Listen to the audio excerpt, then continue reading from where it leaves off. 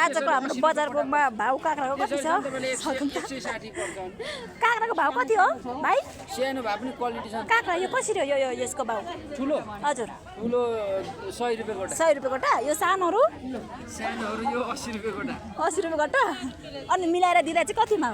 मिलेको त्यस्तो त्यहाँ तल मिले। मिलाउनु यो दुईटाको 160 पर्छ तपाईलाई। 160 मिलाएर दिनु नि त। हामी कहाँ टाढोबाट एकछिन मिलाएर दिँदा भइहाल्छ नि। सुन त ओइ सुन त यहाँ मिलाएर दिनु त। मिलाएर हामी लग्छौँ के यो 80 रुपैयाँ पर्छ। यो बन्द के हो यो? कसको हो?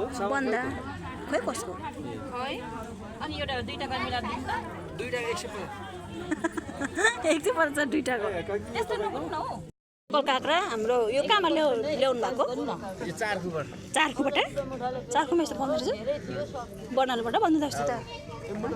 त्यो ढाँटेको नि भिडियो नबनाउनु। चारखुबाट पो? लु मिलाएर दिनु नि त। लु मिलाएर दिनु नि त।